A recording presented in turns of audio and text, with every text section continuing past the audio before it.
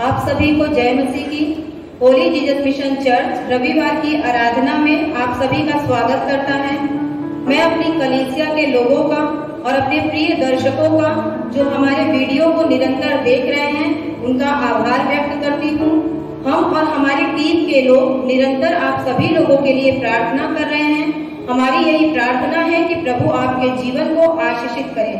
आइए हम सभी लोग वचन में जाएंगे। भजन संहिता की पुस्तक खोलेंगे, उसकी 18 अध्याय और उसके 26 से लेके 30 आयत को आज हम सभी पढ़ेंगे। भजन संहिता 18 अध्याय उसकी 26 से लेके 30 आयत, जहाँ पर इस प्रकार से लिखा हुआ है, शुद्ध के साथ तू अपने को शुद्ध दिखाता और टेढ़े के साथ तू तिरछा बनता है, क्योंकि तू दीन लोगों को तो बचाता है परंतु घमंड भरी आंखों को नीची करता है। हाँ, तू ही मेरे दीपक को जलाता है। मेरा परमेश्वर यहोवा मेरे अंधियारे को उजियाला कर देता है, क्योंकि तेरी सहायता से मैं सेना पर धावा करता हूँ और अपने परमेश्वर की सहायता से शहर पनाह को लांघ जाता हूँ। परमेश्वर का मार्ग सिद्ध है, यहोवा का वचन ताया हुआ है, वह अपने सब शरणागतों की ढाल है।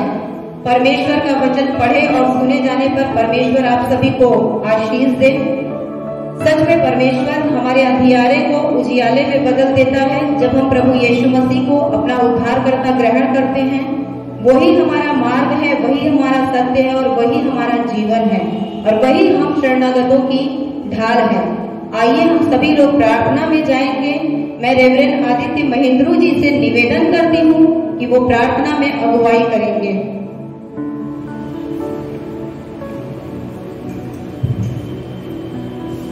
आइए हम प्रार्थना में चलेंगे। पिता परमेश्वर, प्रभु यीशु मसीह के नाम में हम आपका धन्यवाद करना चाहते हैं। धन्यवाद करना चाहते हैं पिता परमेश्वर, क्योंकि बीते दिनों में आपने हम सभी को संभाला है प्रभु। धन्यवाद करना चाहते हैं प्रभु, कलीसिया के हर एक व्यक्ति की तूने सुधि दिया है पिता परमेश्वर। हर एक व्यक्ति को आपने संभाला है प्रभु। इस महामारी से, बीमारियों के प्रकोप से परमेश्वर पिता, हर एक बीमारी से पिता परमेश्वर तूने हर एक व्यक्ति को संभाला है प्रभु। हम आपका धन्यवाद करना चाहते हैं पिता परमेश्वर, क्योंकि आप हमारा प्रतिदिन सुधि लेने वाले परमेश्वर हैं और सभी दर्शकों को भी पिता परमेश्वर आप आशीषित कर रहे हैं प्रभु, वचनों के द्वारा परमेश्वर पिता, इस मीटिंग के द्वारा प्रभु जी। इसलिए हम आपका धन्यवाद करना चाहते हैं। हम चाहते हैं पिता परमेश्वर, आज के दिन आपसे प्रार्थना करते हैं इस देश के लिए प्रभु। तमाम परेशानी, तमाम महामारी पिता परमेश्वर इस देश से दूर हटने पाए प्रभु। जो भी तीसरा लहर है परमेश्वर पिता, यीशु मसीह के नाम में प्रभु जी उसका प्रकोप नष्ट होने पाए प्रभु। कोरोना वायरस का प्रकोप प्रभु, ब्लैक फंगस का प्रकोप यीशु मसीह के नाम में नष्ट होने पाए प्रभु। और आज के दिन पिता परमेश्वर, जब हम मिलकर के तेरे नाम की आराधना कर रहे हैं प्रभु, इस रविवार में पिता परमेश्वर हम आपकी आशीष को प्रभु आपके लोगों के जीवनों में मांगते हैं परमेश्वर पिता और विनती करते हैं प्रभु जी। जब लोग परमेश्वर पिता इस वचन को सुनते हैं प्रभु जी, जब लोग प्रभु जी आराधना में चलते हैं परमेश्वर पिता, हम प्रार्थना करते हैं प्रभु जी, हर एक के जीवन में प्रभु जी आप कार्य कीजिए अपने पवित्र आत्मा के द्वारा, अपने वचनों के द्वारा प्रभु। हम चाहते हैं प्रभु जी, जब तेरा दास परमेश्वर पिता तेरे वचनों को बांटेंगे परमेश्वर पिता, हम चाहते हैं आप उनको भी पिता ब्लेस कीजिए प्रभु। जो वचन आप चाहते हैं पिता परमेश्वर उनके मुख से निकले प्रभु जी, पवित्र आत्मा आप पिता परमेश्वर अगुवाई कीजिए और होने दीजिए प्रभु। अपने प्रकाशनों को अपने लोगों को दीजिए प्रभु जी, ताकि इन दिनों में पिता परमेश्वर हर एक व्यक्ति की आत्मिक उन्नति होने पाए, हर एक व्यक्ति अपने पाप से मन फिराने पाए और हर एक व्यक्ति प्रभु तेरे राज्य का प्रचार और प्रसार करने के लिए उपयोगी होने पाए प्रभु। पूरे टीम को, वर्शिप टीम को परमेश्वर पिता, पूरी कलीसिया को, हर एक दर्शकों को तेरे हाथों में देते हैं और चाहते हैं प्रभु आप मदद कीजिए, अगुवाई कीजिए इस पूरी मीटिंग में पिता परमेश्वर। चाहते हैं प्रभु अपने लोगों के जीवनों में कार्य कीजिए। ब्लेस ऑल ऑफ अस, यीशु मसीह के नाम में हम इस प्रार्थना को मांगते हैं, आमीन।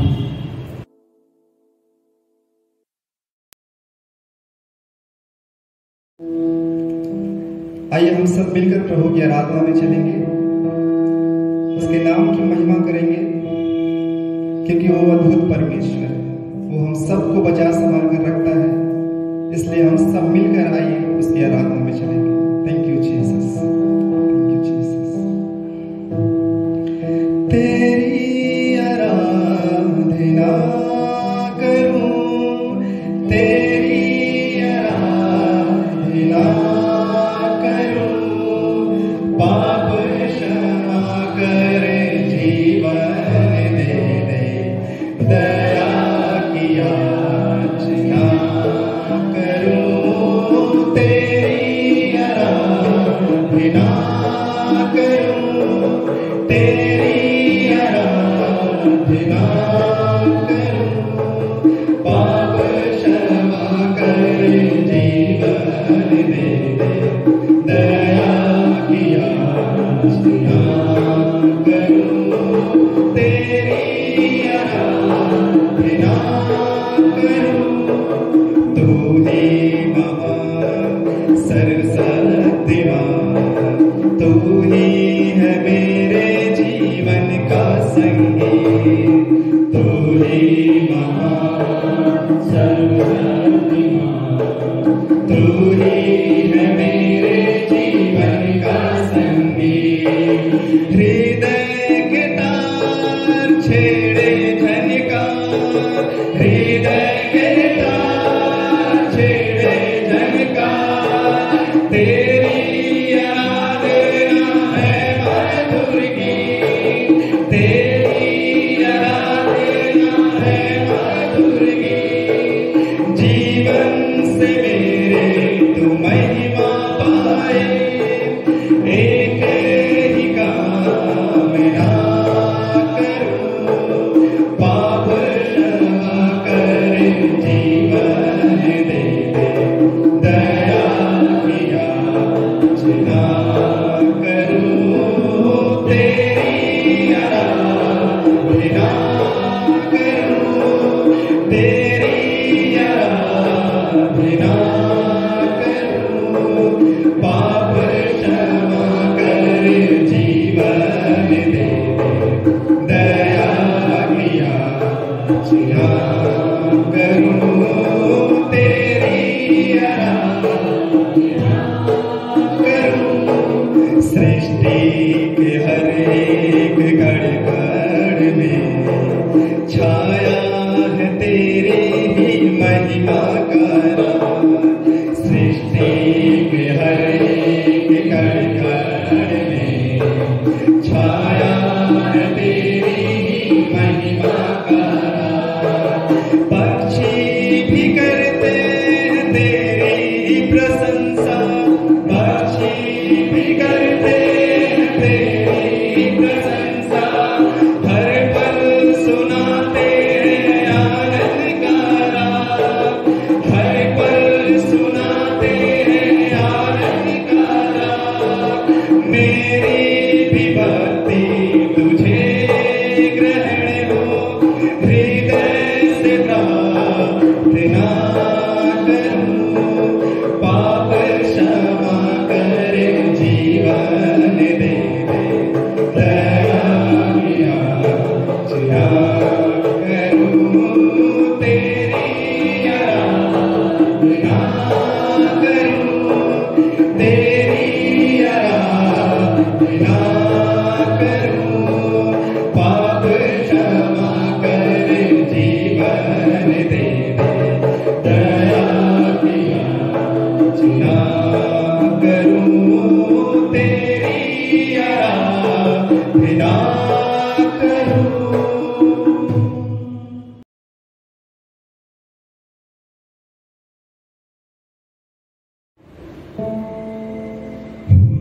तेरी स्तुति और आराधना करता हूँ मैं तुझसे ये प्रार्थना, हो तेरी स्तुति और आराधना करता हूँ मैं तुझसे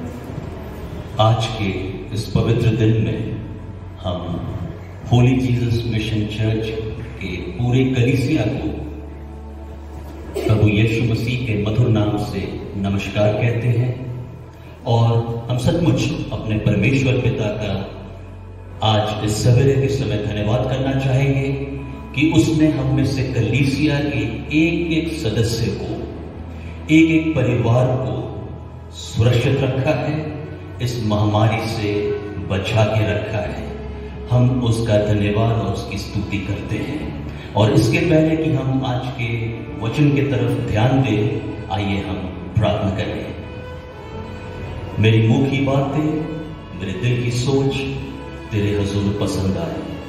है खुदावन मेरे चट्टान, मेरे फिदिया देने वाले, आमीन। हम विलाप गीत उसका 3 अध्याय और 22 पद में देखते हैं कि हम मिट नहीं गए, क्योंकि यह यहोवा का महाकरुणा का फल है, क्योंकि उसकी दया अमर है, और इसी कारण हम आज इस पृथ्वी पर जीवित हैं। हम में से कितने ऐसे लोग हैं जो इस पृथ्वी से रहलत कर गए, इस पृथ्वी से कूच कर गए, लेकिन अगर आज हम जीवित हैं तो ये सिर्फ और सिर्फ यहोवा के महाकरुणा का फल है। और हम पिछले दिनों में ये हम देखते हैं और हमने देखा कि इस महामारी ने कितने लोगों की जान ले ली। हमने अपने निकट संबंधियों को इस महामारी में जाते हुए देखा, उन्हें खोया। परमेश्वर ने उन्हें अपने घर बुला लिया। और मेरे जहन में, हम सबके जहन में ये सवाल उठता है कि जो परमेश्वर का दास है, जिसको परमेश्वर अपने कार्य के लिए इस्तेमाल करता है, उसको भरी जवानी में परमेश्वर ने अपने घर क्यों बुला लिया? और इसका भी जवाब हम वचन में पाते हैं। जब हम भजन संहिता उसका 116 अध्याय और उसकी 15 आयत को देखते हैं, उसमें यह लिखा है कि यहोवा के भक्तों की मृत्यु उसके दृष्टि में अनमोल है। यहोवा के भक्तों की मृत्यु परमेश्वर की दृष्टि में अनमोल है। उनकी मृत्यु यहोवा की दृष्टि में अनमोल है, इसीलिए यहोवा ने उनको अपने पास बुला लिया है। हर चीज के पीछे परमेश्वर की एक मर्जी है, लेकिन उसके बाद भी एक सवाल हमारे जहन में बार बार आता है कि ये महामारी जो हमारे जीवन में आया है, ये महामारी पूरे विश्व में आया है, हमारे देश में आया है, ये हमारे ऊपर क्यों आया है? क्योंकि हम सब जानते हैं कि सब कुछ परमेश्वर के हाथों में है, सब कुछ परमेश्वर यहोवा के नियंत्रण में है। उसके बाद भी इस महामारी को परमेश्वर पिता ने हम मानव जाति के ऊपर क्यों अलाउ किया है? क्यों ये महामारी, ये विपत्ति हमारे ऊपर उसने आने दिया है? हम जब पुराने नियम को देखते हैं और उसमें पढ़ते हैं, नूह के समय, नूह परमेश्वर का दास था, परमेश्वर के भय में चलने वाला व्यक्ति था, और उस दौरान एक भीषण बाढ़ आया ना, हम सब जानते हैं, एक भीषण बाढ़ आया और उस बाढ़ ने पूरे पृथ्वी को डुबो दिया, लेकिन नूह और उसका परिवार बच गया, क्योंकि परमेश्वर यहोवा ने पहले से ही उसको आगाह कर दिया था कि मैं इस पृथ्वी को जल प्रलय से बर्बाद करने जा रहा हूं। इसके पहले कि मैं पृथ्वी को जल प्रलय से बर्बाद करूं, तुम एक जहाज बनाओ और उस जहाज में तुम और तुम्हारा परिवार जो मेरे भय में चलता है, जो मेरा आज्ञाकारी है, वो और वो तमाम जानवर, चाहे वो रेंगने वाले हो, चाहे वो आकाश में उड़ने वाले हो, वो सब उस जहाज में रहेंगे जिसको मैं बचाना चाहता हूं। और उसके बाद क्या हम देखते हैं कि पृथ्वी पर भारी वर्षा हुई, कई दिनों तक वर्षा हुई, और जब कई दिनों तक वर्षा हुई, पूरा पृथ्वी जो है जल से भर गया, और नूह का परिवार और कुछ जानवर, कुछ पक्षियों को छोड़कर एक एक लोग, एक एक पंछी, एक एक जानवर उस जल प्रलय में मारे गए।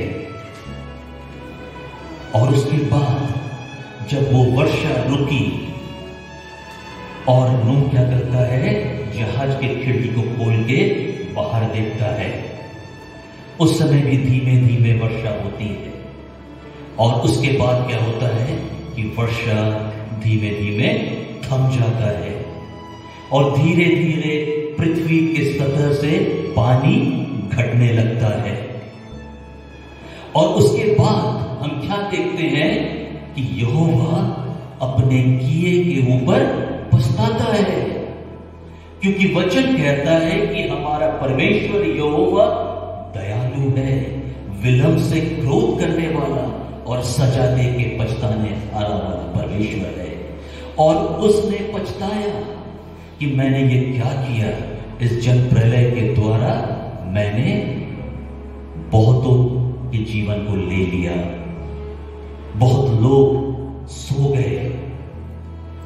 लेकिन परमेश्वर हमसे उस समय नाराज था, मानव जाति से नाराज था, क्योंकि मानव जाति अपने मुंह को परमेश्वर के ओर से फेर लिया था। हम पुराने नियम में देखते हैं कि इजरायली राजा वो परमेश्वर के मार्ग से भटक जाते हैं। सुलेमान राजा के हाल को हम देखते हैं कि उसने अन्य जातियों में से, अम्मोनियों में से, अमोरियों में से और मोआबाइटों में से उन्होंने क्या किया, उसने शादी कर ली, उसने ब्याह कर लिया, कई पत्नियां उसने रखी, कई रखैल उसने रखा, और परमेश्वर उससे नाराज हुआ, क्योंकि वो परमेश्वर के मार्ग से भटक गया था। परमेश्वर ने कहा कि तेरा पिता दाऊद जो मेरे मार्ग में चलता था, तो ठीक उसके विपरीत चल रहा है। और परमेश्वर ने उसको क्या किया, उससे नाराज हुआ। और उसके आगे भी हम देखते हैं कि उसका बेटा भी जो है वो भी परमेश्वर के रास्ते भटक गया। वो अपने लिए इन्होंने देवी और देवताओं को की मूर्तियों को गढ़ा, उन्होंने वो परमेश्वर के वचन का उन्होंने उल्लंघन किया और परमेश्वर उनसे नाराज हुआ। ठीक आज उसी प्रकार परमेश्वर हम और आपसे नाराज है और उसलिए आज उसने ये महामारी को इस संसार में हमारे और आपके ऊपर भेजा है। लेकिन उसके बाद भी उसने हमें और आपको सुरक्षित रखा है। वो हमसे आज व्यक्तिगत रूप से बातचीत करना चाहता है अपने वचनों के द्वारा, इस जीवित वचन के द्वारा वो हमसे बातचीत करना चाहता है। आइए हम वचन को खोलेंगे, वचन में जाएंगे और हम सब निकाल लेंगे मत्ती रचित सुसमाचार और उसका 11 अध्याय और उसकी 25 से लेके 30 आयत तक। मत्ती रचित सुसमाचार उसका 11 अध्याय और उसके 25 से लेके 30 आयत तक, जहां इस प्रकार लिखा है। उसका जो शीर्षक है वो है बोझ से दबे लोगों के लिए विश्राम। और यहां पे इस प्रकार लिखा है, मैं आपके लिए पढ़ूंगा। उसी समय यीशु ने कहा, हे पिता, स्वर्ग और पृथ्वी के प्रभु, मैं तेरा धन्यवाद करता हूं कि तूने इन बातों को ज्ञानियों और समझदारों से छिपा रखा और बालकों पर प्रकट किया है। हाँ हे पिता, क्योंकि तुझे यही अच्छा लगा। मेरे पिता ने मुझे सब कुछ सौंपा है और कोई पुत्र को नहीं जानता, केवल पिता, और कोई पिता को नहीं जानता, केवल पुत्र, और वह जिस पर पुत्र उसे प्रकट करना चाहे। हे सब परिश्रम करने वालों और बोझ से दबे हुए लोगों, मेरे पास आओ, मैं तुम्हें विश्राम दूंगा। मेरा जुआ अपने ऊपर उठा लो और मुझसे सीखो, क्योंकि मैं नम्र और मन में दीन हूं, और तुम अपने मन में विश्राम पाओगे, क्योंकि मेरा जुआ सहज और मेरा बोझ हल्का है। ये परमेश्वर का वचन है। परमेश्वर ने पढ़े गए और सुने गए वचन पर बहुत ऐसे आशीष दे। यहां पे यीशु मसीह इस प्रकार कहता है कि हे पिता, स्वर्ग और पृथ्वी के प्रभु, मैं तेरा धन्यवाद करता हूं कि तूने इन बातों को ज्ञानियों और समझदारों से छिपा रखा। सचमुच जब ये महामारी पिछले साल 2020 में ये कोविड-19 कोरोना वायरस जब हमारे ऊपर ये महामारी आई, तब ये तमाम वैज्ञानिक, तमाम ये डॉक्टर्स, तमाम ये एक्सपर्ट इस बात को समझ नहीं पाए कि ये महामारी कहां से आ गई। इस महामारी की कोई भी दवा नहीं थी। बस इतना कहा जा रहा था कि आप मास्क लगाएं, अपने हाथों को बार बार धोएं और घर के अंदर कैद रहे, घर के अंदर आप बंद रहे। सिर्फ इतना ही वो कह पा रहे थे और उनका दिमाग चल नहीं रहा था कि ये क्या हो गया।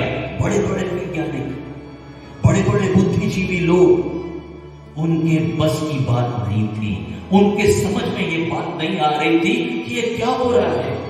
वचन भी वही कह रहा है कि यीशु मसीह अपने पिता से कह रहा है कि मैं तेरा धन्यवाद करता हूं कि तूने इन बातों को ज्ञानियों और समझदारों से छिपा रखा और बालकों पर प्रकट किया है। उसने हम और आपके ऊपर इन बातों को, वचन के रहस्यों को प्रकट किया है। हमें और आपको मालूम है कि यह महामारी हमारे ऊपर क्यों आई है। अन्य जाति लोग इस बात को नहीं जानेंगे, उनको ये बात समझ में नहीं आएगी। ये सिर्फ हम और आप जो उसके मार्ग में चलते हैं, जो उस पर विश्वास करते हैं, उन पर ये बातें प्रकट की गई है, बालकों पर ये बातें प्रकट की गई है। हाँ हे पिता, क्योंकि तुझे यही अच्छा लगा। मेरे पिता ने मुझे सब कुछ सौंपा है और कोई पुत्र को नहीं जानता, केवल पिता, और कोई पिता को नहीं जानता केवल पुत्र, और वह जिस पर पुत्र उसे प्रकट करना चाहे। अगर आपने पुत्र को जाना तो आपने पिता को जाना, और पुत्र जिसके ऊपर अपने पिता को प्रकट करना चाहेगा उसके ऊपर वो प्रकट करेगा। और सचमुच अगर आज हमारे ऊपर ये महामारी आई है तो किस तरह से हम इस महामारी से बच सकते हैं, किस तरह से परमेश्वर के उस महान गुस्सा से बच सकते हैं कि परमेश्वर हमसे इस समय नाराज है, और उस नाराजगी से हम किस तरह से बच सकते हैं वो आज का वचन हम सबको बता रहा है। और आगे हम देखते हैं 29वें आयत में, मेरा जुआ अपने ऊपर उठा लो और मुझसे सीखो। यीशु मसीह अपने शिष्यों से कह रहा है, और जो लोग उस पर विश्वास कर रहे हैं, हम और आप, कि हम उससे सीखें। और क्या सीखें? उससे ये सीखें क्योंकि मैं नम्र और मन में दीन हूं। यीशु मसीह कह रहा है कि मैं मन में क्या हूं? नम्र और दीन हूं। मुझसे सीखो और तुम अपने मन में विश्राम पाओगे। तब तुम अपने मन में विश्राम पाओगे, क्योंकि मेरा जुआ सहज और मेरा बोझ हल्का है। सचमुच यीशु मसीह का जुआ हल्का है, उसका बोझ हल्का है, अगर उसको हम आज अपने ऊपर उठा लेते हैं। और अगर आज हम परमेश्वर के उस भयानक क्रोध से बचना चाहें तो हम कुछ वचनों को देखेंगे, वचनों में जाएंगे।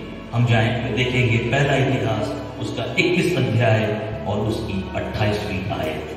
पहला इतिहास उसका 21 अध्याय और उसकी 28वीं आयत, जहां पे इस प्रकार लिखा है, तब यहोवा का वचन तिशबी एलिया के पास पहुंचा, क्या तुमने देखा है कि आहाब मेरे सामने नम्र बन गया? इस कारण कि वह मेरे सामने नम्र बन गया है, मैं वह विपत्ति उसके जीते जी उस पर ना डालूंगा, परंतु उसके पुत्र के दिनों में मैं उसके घराने पर वह विपत्ति भेजूंगा। यहां पे वचन क्या कहता है? यहां पे पहला राजा उसका 21 अध्याय और 28 पद यही कह रहा है कि हम अपने आप को अगर नम्र बनाएं तो हम परमेश्वर के क्रोध से बच सकते हैं। We can save ourselves from the Lord's wrath। और इस तरह से प्रभु यहोवा एलिया से कहता है, क्या तूने देखा कि आहाब मेरे सामने नम्र बन गया है? आहाब पिता परमेश्वर के सामने, यहोवा के सामने नम्र बन गया है, और उस नम्र बन जाने के कारण यहोवा क्या कह रहा है कि मैं, क्या कहता है? नम्र बन गया है, इस कारण कि वह मेरे सामने नम्र बन गया है, मैं वह विपत्ति उसके जीते जी उस पर ना डालूंगा। उसके जीते जी उस पर ये विपत्ति मैं नहीं डालूंगा। आज के दिन अगर हम अपने आप को नम्र कर लेते हैं तो यीशु मसीह, पिता परमेश्वर, यहोवा परमेश्वर ये महामारी हमारे ऊपर नहीं डालेगा। बस हमें यीशु मसीह की तरह नम्र होना है। हम आगे और देखेंगे, हम देखेंगे कोई दूसरा इतिहास उसका 12 अध्याय और उसकी 7 और 12 आयत। दूसरा इतिहास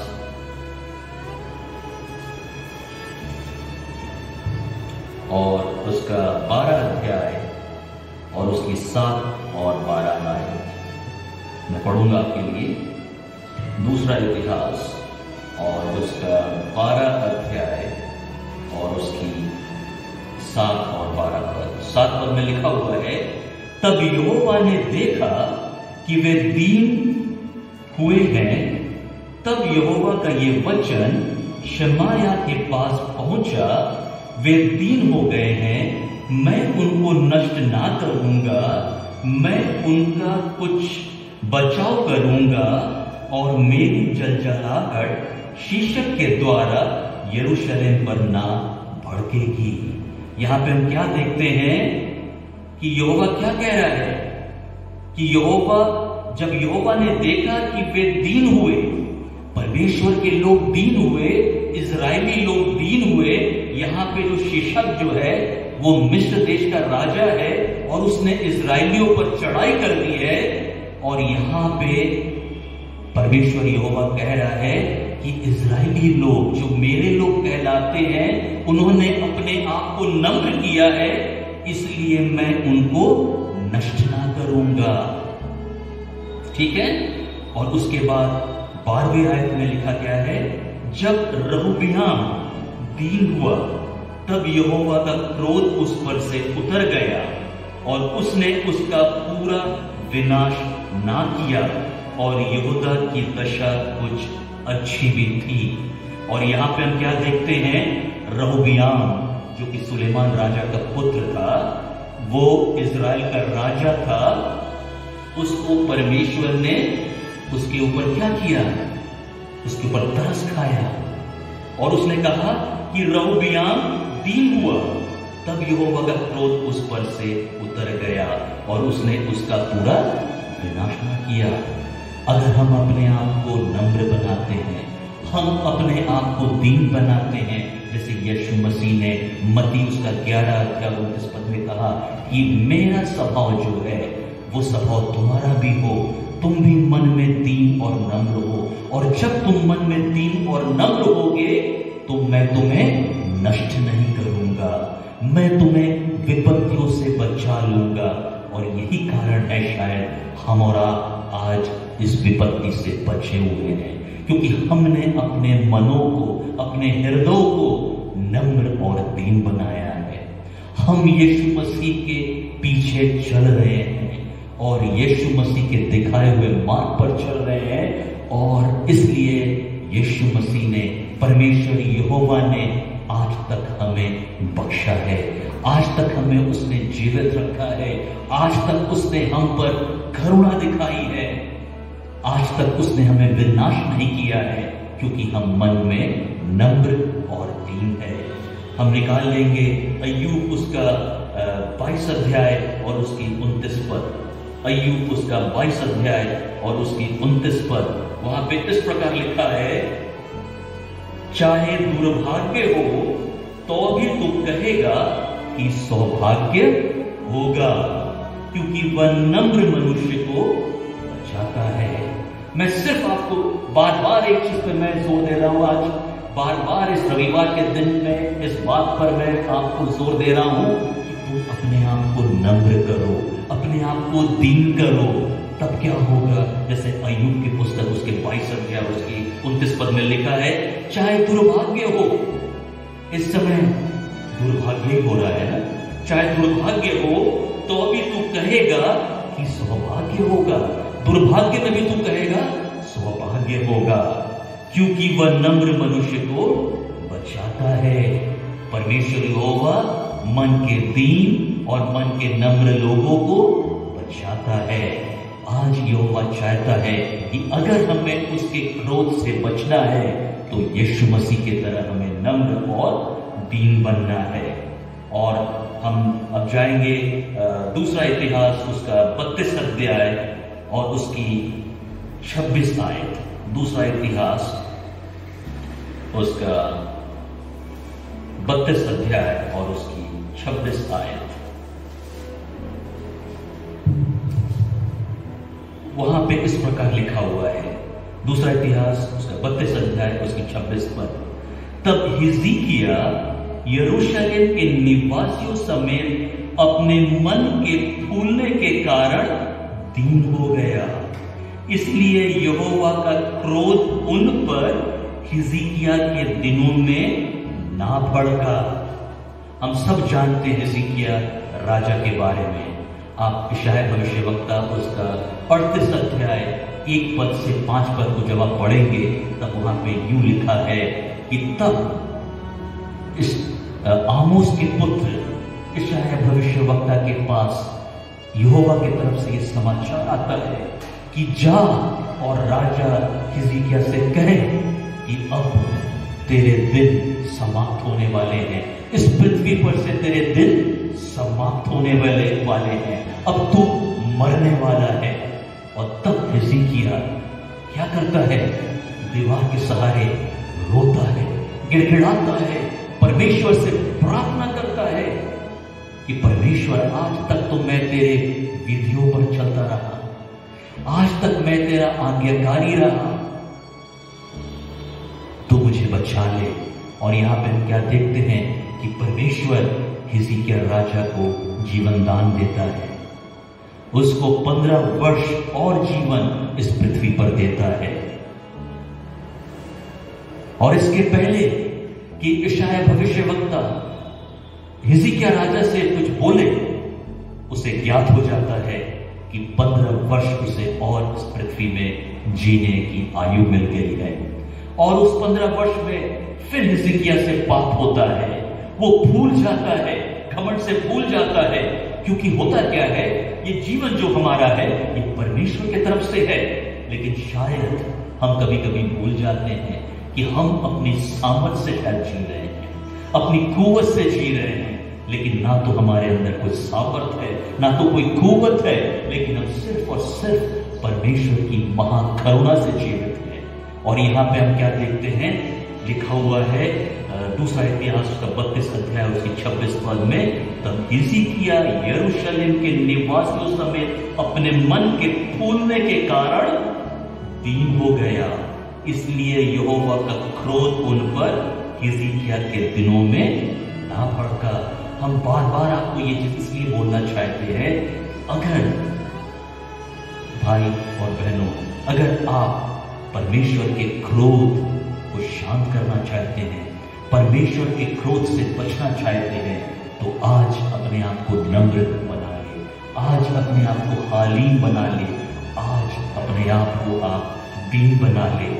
उसी दूसरा इतिहास उसका 7 अध्याय और उसकी 14वीं आयत में ये लिखा हुआ है कि तब यदि मेरी प्रजा के लोग जो मेरे कहलाते हैं दीन होकर प्रार्थना करें, फिर वो दीन शब्द आया है, बार बार ये दीन शब्द आ रहा है ना, बार बार ये दीन शब्द आ रहा है। वो सिर्फ इसलिए वचन में आ रहा है कि आप अपने आप को दीन कर ले, अपने आप को दीन कर ले, अपने आप को परमेश्वर के इकलौते पुत्र यीशु के स्वभाव में आप लोग हो जाएं। जैसे वो नम्र और दीन है, हम और आप भी नम्र और दीन हो जाए। और दूसरा इतिहास का 7 अध्याय और 14 पद में यूं लिखा है, सब जानते हैं इस पद को, तब यदि मेरी प्रजा के लोग जो मेरे कहलाते हैं दीन होकर प्रार्थना करें और मेरे दर्शन के खोजी होकर अपनी बुरी चाल चलन से फिरे।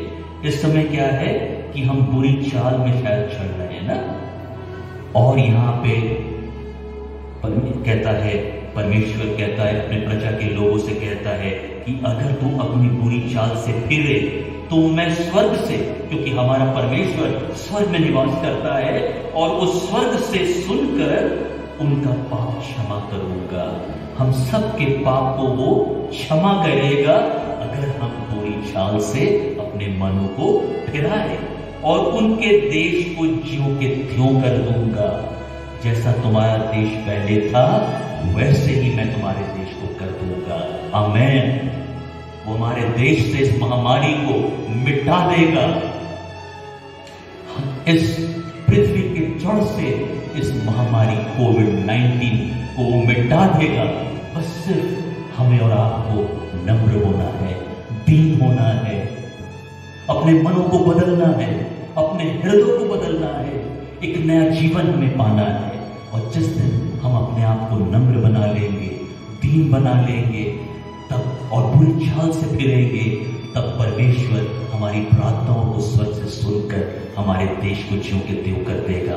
ये सारी विपत्तियां जो आज हम पर आ पड़ी है, इसको हमेशा के लिए इस पृथ्वी पर से वो मिटा देगा। हम मत्ती उसका 5 अध्याय और उसकी 1 से लेकर 3 आयत तक जब पढ़ते हैं, वहां पे इस प्रकार लिखा हुआ है। मत्ती उसका 5 अध्याय और उसकी 1 से 3 आयत तक, वहां पे यूं लिखा है, यीशु का पहाड़ी उपदेश। वह इस भीड़ को देखकर पहाड़ पर चढ़ गया, और जब बैठ गया तो उसके चेले उसके पास आए और वह अपना मुंह खोलकर उन्हें ये उपदेश देने लगा, धन्य है वे जो मन के दीन है, क्योंकि स्वर्ग का राज उन्हीं का है। फिर यहाँ पे वो दीन शब्द दोहराया गया है। यीशु मसीह खुद अपने मुख को खोलकर, उसने इसमें लिखा हुआ है, वह अपना मुंह खोलकर जो भीड़ वहां पे थी उनको उपदेश देने लगा और उनसे क्या कहने लगा कि धन्य है वे, सचमुच धन्य है वे जो मन के दीन है, क्योंकि स्वर्ग का राज्य उन्हीं का है। स्वर्ग का राज्य ऐसों का ही है। स्वर्ग का राज्य सिर्फ और सिर्फ वही लोग देखेंगे जो मन के दीन है। और आज का वचन भी यही कहता है। फिर से हम आपका ध्यान मत्ती उसका 11 अध्याय और उसकी 29वीं आयत में ले जाएंगे, जहां पर इस प्रकार लिखा हुआ है, मेरा जुआ अपने ऊपर उठा ले और मुझसे सीखो, क्योंकि मैं नम्र और मन में दीन हूं। यहां पे यीशु मसीह खुद कह रहा है, क्योंकि मैं मन में दीन हूं, नम्र हूं, उसलिए तुम भी मन के दीन और नम्र हो जाओ। और अगर तुम अपने मन में दीन और नम्र हो जाओगे तो मैं तुम्हारी प्रार्थना को अपने परमेश्वर पिता के पास ले जाऊंगा। क्योंकि हम और आप जानते हैं कि यीशु मसीह आज स्वर्ग में परमेश्वर पिता के दाहिने हाथ बैठा हुआ है, जहां पे वो निरंतर हमारे लिए और आप सबों के लिए वो विनती कर रहा है। और यहां पे वो कह रहा है कि अगर तुम अपने आप को दीन करो, अपने आप को नम्र करो, तो मैं अपने परमेश्वर से निवेदन करूंगा, मैं अपने पिता से निवेदन करूंगा कि जो विपत्ति तुम पर आज आ पड़ी है, उस विपत्ति को मैं तुम्हारे ऊपर से उठा लूंगा, संपूर्ण रूप से हटा दूंगा। तुम्हारा मन ना तो व्याकुल हो, ना तो तुम घबराओ, ना तो तुम चिंता करो, क्योंकि मैं तुम्हारे साथ हूं। और सिर्फ मैं तुम्हारे साथ नहीं हूं, लेकिन मैं जगत के अंत तक तुम्हारे साथ हूं। उसीलिए हम और आपको आज परेशान होने की जरूरत नहीं है। हम और आपको आज चिंता करने की जरूरत नहीं है। हम और आप सिर्फ अपनी सारी चिंताओं को यीशु मसीह के ऊपर डाल देना है, क्योंकि उसका 11 अध्याय मत्ती 11 और 28 में लिखा हुआ है, हे सब परिश्रम करने वालों, यीशु मसीह खुद अपने मुख से हम और आपको कह रहा है कि हे सब परिश्रम करने वालों और बोझ से दबे हुए लोगों, मेरे पास आओ, मैं तुम्हें विश्राम दूंगा। आज हम बहुत परेशान हैं, हताश है, निराश है, और यीशु मसीह आज इसी क्षण आपसे कह रहा है कि मेरे पास आओ, मैं तुम्हें विश्राम दूंगा। मेरा स्वभाव नम्र और दीन है, तुम भी अपने आप को नम्र और दीन बना लो। और 30वें आयत में लिखा हुआ है, क्योंकि मेरा जुआ सहज और मेरा बोझ हल्का है। मेरे जुआ और मेरे बोझ को उठा लो, क्योंकि वो हल्का है ना। जो पृथ्वी तुम्हारे ऊपर बोझ डालती है, जो पापों का बोझ इंसानों के ऊपर है, उस बोझ से कहीं हल्का मेरा बोझ है, मेरा जुआ है। आज उसको उठा लो और मेरे पीछे बोलो, और मेरा जो स्वभाव है वो स्वभाव तुम्हारे अंदर आ जाए। तुम भी आज नम्र और दीन हो जाओ। जब तुम नम्र और दीन हो जाओगे, तब ये सारी विपत्तियां जो तुम्हारे ऊपर आज पड़ी है, मैं तुम्हारे ऊपर से उठा लूंगा, हटा लूंगा। और इस वचनों के द्वारा प्रभु यीशु मसीह आप सबको बहुत बहुत आशीष दे। आमीन।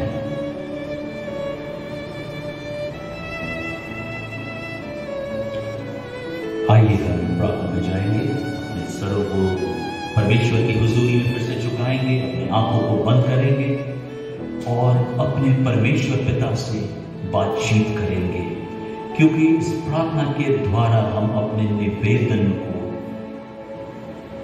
परमेश्वर पिता के पास यीशु मसीह के द्वारा ले जाते हैं। और यीशु मसीह हमारे दुआओं को सुनने वाला जीवित परमेश्वर है। आइए हम प्रार्थना करें।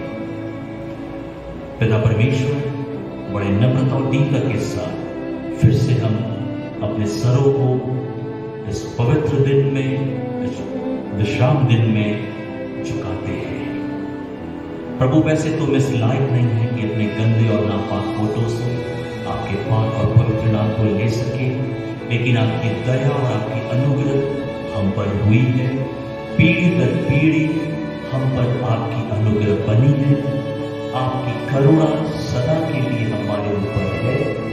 आपने अपने पलंग के नीचे हमें सुरक्षित रखा है, आज तक जीवित रखा है। ये आपकी दया है और आपकी अनुग्रह है। प्रभु, हम धन्यवाद देते हैं आज के सुंदर समय के लिए कि प्रभु आज आपने व्यक्तिगत रूप से हम में से हर एक के साथ आज के वचन के द्वारा बातचीत किया है। प्रभु, वचन का बीज सचमुच हमारे दिलों की गहराइयों को छुआ है। प्रभु, ये हमारा संपूर्ण विश्वास है। आज हम खाली हाथ नहीं लौटेंगे प्रभु, आज हम खाली हाथ नहीं लौटेंगे, लेकिन आपके वचन को लेकर हम यहां से जाएंगे। प्रभु, आपने कहा है जैसा कि मेरा स्वभाव है, यीशु मसीह आपने कहा मेरा स्वभाव यह है कि मैं मन में दीन और नम्र हूं, इसलिए तुम भी मन में दीन और नम्र बनो। मेरा जुआ, मेरा बोझ अपने ऊपर उठा लो, क्योंकि वो बहुत हल्का है। हम आपके बोझ, आपके जुआ को प्रभु अपने कांधों पर उठाते हैं प्रभु, उसको लिए चलते हैं प्रभु। हम धन्यवाद देते हैं प्रभु आपकी कलीसिया के लिए, होली जीसस मिशन के कलीसिया के लिए, कि प्रभु आपने एक एक परिवार को संभाला है, एक एक परिवार को आपने सुरक्षित रखा है, एक एक परिवार को आपने जीवित रखा है। इसके लिए हम आपका धन्यवाद और स्तुति करते हैं। हम विशेषकर चाहते हैं कि परिवार के सदस्यों को, कलीसिया के सदस्यों को आप बहुतायत से आशीषित करें, अपने राज्य की बढ़ोतरी के लिए इस्तेमाल करें प्रभु, और अपनी महिमा और स्तुति के लिए इस्तेमाल करें। हर एक को जीवन के उत्तम आशीषों से भर दे प्रभु, हर एक को लंबी उम्र दे, उत्तम स्वास्थ्य दे प्रभु, और विशेषकर अपने भय में आगे बढ़ाए हुए चले। अगर किसी के जीवन में कोई समस्या है, कोई दुख तकलीफ है या कोई मुसीबत है, उनके सारे समस्याओं को इसी समय आपके नाम से हम दूर करते हैं। कोई अगर बीमार है तो हम आपके नाम से उनको चंगाई देते हैं, और हम ये विश्वास करते हैं कि आपने उन्हें छूकर संपूर्ण रूप से चंगाई दी है। कोई अगर आर्थिक तंगी में है प्रभु, हम चाहते हैं कि उनके इस आर्थिक तंगी को दूर करे, और प्रभु जीवन के हर एक उत्तम आशीषों से उन्हें भर दे प्रभु। हम विशेषकर प्रार्थना करते हैं कि जो महामारी इस समय इस पृथ्वी पर पड़ी हुई है, हमारे भारत देश में पड़ी है प्रभु, इसको आप संपूर्ण रूप से जड़ से इसको मिटा दे। अपने दोनों भुजाओं को आप आगे बढ़ा, अपने दोनों हाथों को आगे बढ़ाकर इस आदि को संपूर्ण रूप से आप थाम दे प्रभु, और इस महामारी को संपूर्ण रूप से समाप्त कर दे प्रभु। हर एक के साथ हो, हर एक की रक्षा और हिफाजत करे, हर एक की अगुवाई करे। फिर से पूरे कलीसिया को आपके हाथों में सौंपते हैं, हर एक के संग हो प्रभु। धन्यवाद देते हैं आज की सुंदर संगति के लिए, आज के सुंदर समय के लिए, आपके वचन के लिए, कि प्रभु आपने हमारे हृदयों में आज के वचन के द्वारा कार्य किया है प्रभु। हम में से हर एक को प्रभु आप आशीष के साथ विदा करें। हम इस विनती को आपके इकलौते बेटे और हमारे उद्धारकर्ता प्रभु यीशु मसीह के जीवित नाम से मांगते हैं, सुन और ग्रहण कर लें। आमीन।